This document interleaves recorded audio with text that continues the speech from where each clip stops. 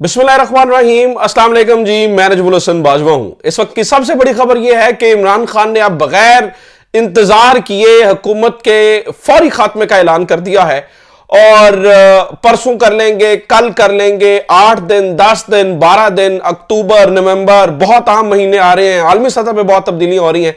अगर मगर की सियासत खत्म करके जारहाना मोड में आ चुके हैं और अब जो फैसला हुआ है अली अमीन गंडापुर साहब को बुलाकर, वो अब हफ्तों की बात नहीं बल्कि दिनों की बात भी खत्म हो चुकी है। फौरी तौर पर डी चौक पहुंचने की हिदायत की गई है और कहा गया है बेशक 2 दिन लगते हैं, लगे, आपने डी चौक पहुंचना है। आज क्या फैसला हुआ और कब से डी चौक मार्च का ऐलान किया जाएगा और किस दिन का यह ऐलान किया गया है और अली अमीन गंडापुर को क्या हदायत की गई है, किसको पार्टी से निकालने का कहा गया है, किसको बुज़दिल आदमी कहा, उसकी मुकम्मल तफसीलात सामने आ चुकी है।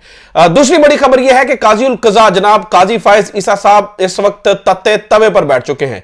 जस्टिस मुनीब अख्तर के खत ने उनको परेशान कर दिया है और जो आईनी निकात उठाए गए, जस्टिस मुनीब अख्तर ने अपने खत में जो आईनी निकात उठाए, काजी उल कज़ा से जो है ना वो पल्लू बचाते हुए निकल गए हैं और जवाब में अपनी तारीफें करने लगे। उसका खुलासा पड़ा, जबकि अब उनके लिए परेशानी यह है कि ना तो वो जस्टिस मुनीब अख्तर साहब को निकाल सकते हैं और ना बिठा सकते हैं, और निकाल इसलिए नहीं सकते क्योंकि वो ऑथर हैं पुरानी जजमेंट के, इसलिए अब काजी फायज ईसा साहब तत्ते तवे पर है।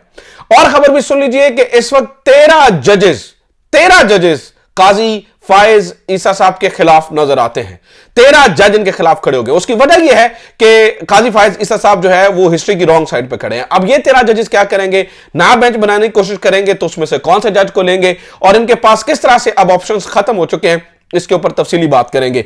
सबसे पहले बात कर लेते हैं नाज़रीन किराम एहतजाज की और जो इमरान खान साहब अचानक जारहाना मोड में आए हैं इस बात की। देखिए, कोई शक नहीं है कि इमरान खान को बारहा बताया जाता रहा है, इंटरनेशनल मामलात के अंदर भी आपने देखा कि बहुत बड़ी बड़ी तब्दीलियां आ रही हैं। ऑब्वियसली जो सपोर्ट है वो खत्म हो रही है। आपको पता है कि नवंबर के अंदर जो इलेक्शन है, अमेरिकी इलेक्शन, उसके भी काफी असरात मुरतब होंगे, चाहे कैमला हैरिस आती हैं या फिर डोनाल्ड ट्रंप आते हैं। इन दोनों की आने की सूरत में वो जो बाइडेन इंतजामिया की सपोर्ट थी यहां पर वो खत्म हो जाएगी। लेकिन इसके बावजूद इमरान खान आप ये समझते हैं कि इनफ इज इनफ, लंबी रेस नहीं करनी है। अब जो है ना वो मामला दिनों का है, क्योंकि इस वक्त दूसरी तरफ आप देखें ना तो काजी फायज ईसा साहब बिल्कुल नंग धलंग होकर सामने आ चुके हैं। तो जब वो उन्होंने रेस के ऊपर जो है ना वो पांव रखा हुआ है और चौथा गियर लगाया हुआ है, तो इमरान खान ने 5वें गियर में जाने का फैसला कर लिया है।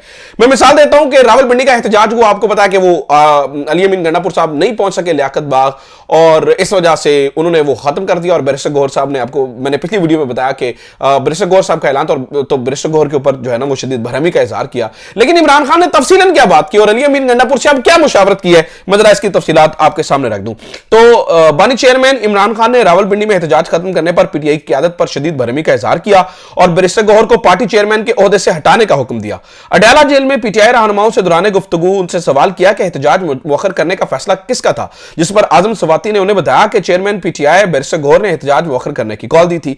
आजम सवाती ने इस मामले पर इमरान खान को ब्रीफिंग देते हुए बताया कि हमारा एहतजाज बड़ा जबरदस्त था, लोगों ने मुजाहमत की और शाम तक लड़ते रहे। जिस पर इमरान खान ने उनसे पूछा अगर एहतजाज कामयाब था तो फिर मुअख्खर क्यों किया? भाई अगर कामयाब एहतजाज था तो फिर आप मुअख्खर करके पीछे क्यों चले गए? आजम सवाती का जवाब सुनकर इमरान खान ने बरहमी का इजहार किया और हुक्म दिया कि बैरिस्टर गौहर बुज़दिल आदमी ऐसे फारिग करें। दौरान ब्रीफिंग इमरान खान ने आजम सवाती पर भी बरहमी का इजहार किया और उनसे पूछा क्या आपको यहां सवाइयां देने के लिए भेजा है? आजम सवाती ना बातें गोलमोल करने की कोशिश कर रहे थे और कुछ इस तरह की सिचुएशन बनाने की कोशिश कर रहे थे। नहीं, देखें, सुप्रीम कोर्ट के बाहर काफी बड़ी तादाद में वकला ने जो है ना वो एहतजाज किया।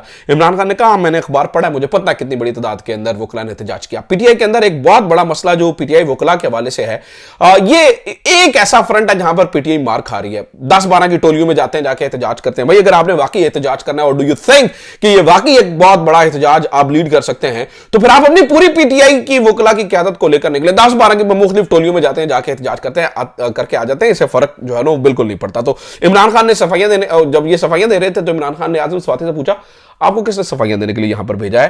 तो बानी पीटीआई ने पार्टी रहनुमाओं को हदायत की कि अगले जुम्मे को डी चौक पर एहतजाज की कॉल दे दें, जो मर्जी हो जाए, चाहे 2 दिन लगे, हर सूरत डी चौक पहुंचना है। इमरान खान ने कहा कि अगर अली अमीन गंडापुर लियाकत बाग पहुंच जाता तो बड़ा लीडर बन जाता।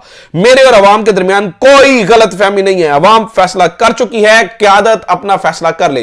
This is the very first time Imran Khan ने एक डिवीजन क्रिएट कर दी बल्कि एक जो है ना वो लक्ष्मण रेखा आप समझे बना दी है। इमरान खान कहते हैं कि मैं और अवाम इस साइड पे खड़े हैं, यानी कि कोई लीडर ये ना समझे, कोई इस गलतफहमी में ना रहे कि उनकी वजह से अवाम बाहर आ रही है और वो लेकर आ रहे हैं। ना तो आप वैगनें करा के देते हैं, ना बसें करा के देते हैं, ना आपको बिरयानियां बनाना पड़ रही है, ना आपको कीमे वाले नान बनवाना पड़ रहे हैं। लोग निकल रहे हैं इमरान खान की वजह से। और इमरान खान अब उस वो फाइनल स्टेप जो कि फाइनल डी चौक की कॉल है, यानी कि वो पहले इमरान खान को मशवरा दिया जा रहा था मरहलावार चलें, जैसे कि लाहौर का है, जैसे आपको पता 2 अक्टूबर को मुल्तान में है, साहिवाल में है, इसके अलावा जो है वो बहावलपुर का एहतजाज है, फैसलाबाद का एहतजाज है। तो अब इमरान खान ने, और उसके बाद फिर लाहौर का एहतजाज है, इमरान खान ने कहा कि भाई इनफ इज इनफ, अब अगले 1 हफ्ते के अंदर अंदर, यानी कि 6-7 अक्टूबर तक, क्योंकि जो कुछ होना है इसी हफ्ते के अंदर होना, और इमरान खान इसको लेट नहीं करना चाह रहे हैं, अभी के अभी फौरन पहुंचने की हिदायत कर रहे हैं। और उन्होंने कहा कि अगले जुमे की कॉल दे दे, अगले जुमे को जो है ना वो आपने डी चौक पहुंचना है। आपको रेजिस्टेंस का सामना करना पड़ता है, आपको जो दिल का जिस दिल का सामना करना पड़ता है, आपको 2 दिन लगते हैं, 3 दिन लगते हैं, अब आपको डी चौक पहुंचना पड़ेगा। और अब जो दमादम मस्त के अंदर का होकर फैसला होगा वो डी चौक के अंदर होगा। तो इमरान खान इस वक्त इंतहाई जारहाना मोड में नजर आ रहे हैं और वो किसी बात के ऊपर जो है वो उसको सुनने का तैयार नहीं है। दूसरी जानिब नाज़रीन इकराम, काजी फाइज ईसा वाला जो मामला है वो, यानी कि जो सुप्रीम कोर्ट के अंदर जो जजेस वाली कहानी है वो भी अब जो है वो थोड़ी सी उल्टी पड़ती हुई नजर आ रही है। काजी फाइज ईसा साहब के पास बेंच में बिठाने के लिए बंदे खत्म हो चुके हैं, ऑलरेडी वो अपने तमाम खिलाड़ी इसमें लेके आ चुके हैं। 29 जुलाई वाली मीटिंग के अंदर एक फैसला हो चुका है और उसमें यह था कि एडहॉक जजेस को नहीं बिठाया जाएगा, लेकिन अब काजी फाइज ईसा साहब के पास जो है ना वो बंदे खत्म हो रहे हैं।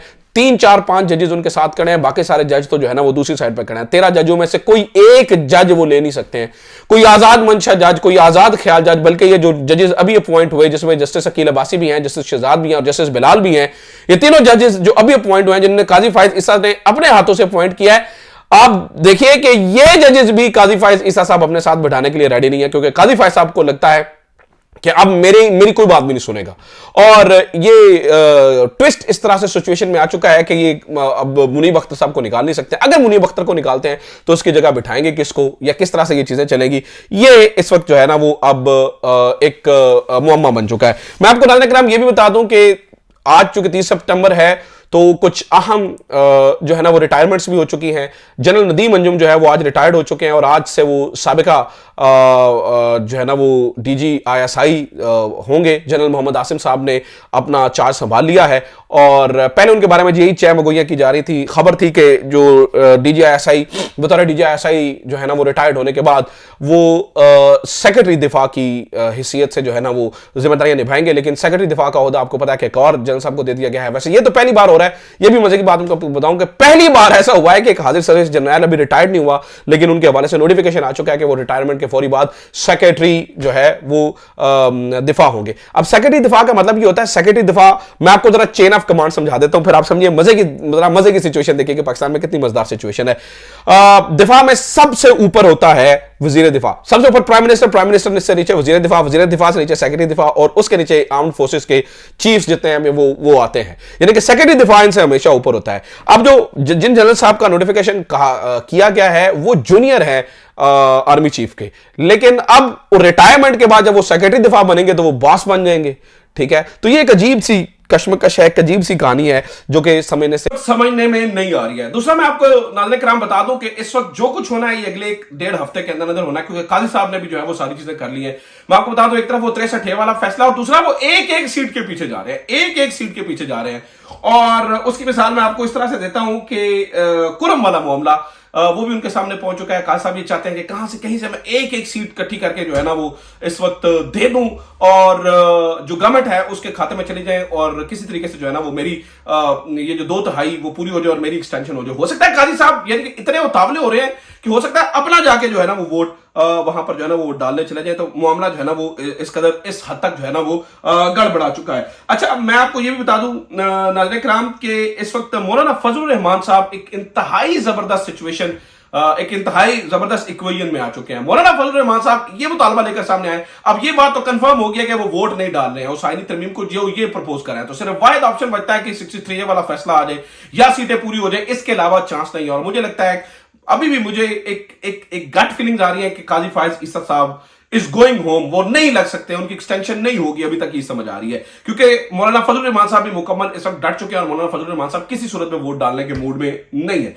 मौलाना फजलुर रहमान साहब एक और नई सिचुएशन लेकर सामने आ चुके हैं और मौलाना फजलुर रहमान साहब ये कहते हैं, जो मैंने पहले बताया था ना कि वो घर भेजने की बात कर रहे हैं और शहबाज शरीफ साहब के घर जाने की बात हो रही है, उसके अंदर एक एडिशन ये भी सुन लीजिए कि मौलाना फजलुर रहमान साहब भी नए इलेक्शंस का मुतालबा लेकर सामने आ चुके हैं और वो ये समझते हैं कि नया इलेक्शन होना चाहिए और नए इलेक्शन के अलावा कोई भी हल यहां पे मौजूद नहीं है। और इसलिए जो है ना वो अगर आप चाहते हैं कि कोई पार्लियामान को फैसले करे तो आप फ्री एंड फेयर इलेक्शंस करवाएं, वो पार्लियामान जो है वो फैसले कर ले। इसलिए मौलाना फजलुर रहमान साहब भी इस वक्त आउट ऑफ द जो है ना वो उनके ऑप्शन में से निकल चुके हैं। और पंजाब गवर्नमेंट और दूसरी गवर्नमेंट ये क्या कर रहे हैं नाज़रीन किराम, इनसे चीजें इनके साथ भी जो है ना वो आउट ऑफ कंट्रोल होती चली जा रही है। खासतौर पर मरियम नवाज साहब भी अब चीजों को उस तरह से डील नहीं कर पा रही है जो उनसे एक्सपेक्ट किया जा रहा था। मैं मिसाल देता हूं कि इस वक्त ये इतने डर गए हैं कि ये सोशल मीडिया के इस्तेमाल से भी डरे हुए हैं। ये कहा जा रहा है जी, अगर सोशल मीडिया, अज़मा बुखारी साहबा कहती है अगर सोशल मीडिया किसी ज़ाब्ते में नहीं आता तो इसे बंद हो जाना चाहिए। आजादी इज़हार राय का ये मतलब नहीं कि कुछ भी कहा जाए, अगर सोशल मीडिया ने किसी ज़ाब्ते में नहीं आना तो इसे बंद होना चाहिए।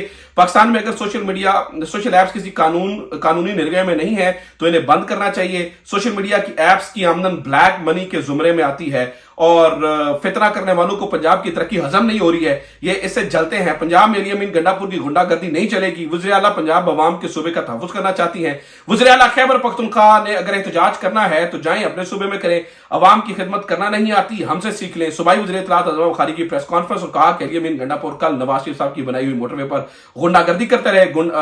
गंडापुर की गंडापुर केपीके को पंजाब से लड़ाना चाहते हैं। कल पंजाब भर में रावलपिंडी के लिए कोई मूवमेंट नजर नहीं आई। पंजाब के अवाम पीटीआई को बुरी तरह से सियासत को मुस्तरद कर दिया है। गंडापुर ने गोलियां मारने का बयान दिया। इस तरह की जुगतें सोशल मीडिया पर चलती हैं। अच्छा, एक तो इन्होंने सोशल मीडिया का इस्तेमाल करने वाली आमदन को ब्लैक मनी कहा है। मेरे पिछले दिनों में एक स्टोरी पहुंची थी, मैंने उसे चलाया नहीं है। जुनैद सलीम साहब की यह स्टोरी थी।